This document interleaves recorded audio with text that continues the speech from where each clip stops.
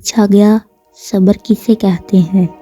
جواب ملا جب تمہاری آنکھیں آنسوؤں سے بھری ہوئی ہوں مگر تمہاری زبان پر شکوہ نہ ہو، دل اس بات کی گواہی دے رہا ہو کہ اللہ جو کرتا ہے اس میں ہماری بہتری ہوتی ہے۔ صبر کرنا سیکھ لیں، اللہ سب جانتا ہے۔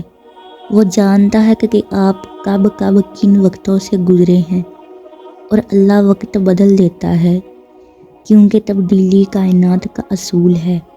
اللہ کسی کے ساتھ ناانصافی نہیں کرتا، وہ بس آزماتا ہے اور صبر کرنے والوں کو میٹھا پھل ملتا ہے۔ اللہ تعالیٰ قرآن میں فرماتے ہیں، صبر اور نماز سے مدد لو۔ بے شک نماز ایک سخت مشکل کام ہے مگر ان پر نہیں جو دل سے میری طرف جھکتے ہیں، لہذا آپ صبر سے کام لیں۔ بے شک اللہ کا وعدہ سچا ہے، اور جو لوگ یقین نہیں رکھتے وہ آپ کو جوش دلا کر بے برداشت نہ کر دیں۔ آپ صبر کرتے رہیں، یقیناً اللہ تعالیٰ نیکی کرنے والوں کا اجر ضائع نہیں کرتا۔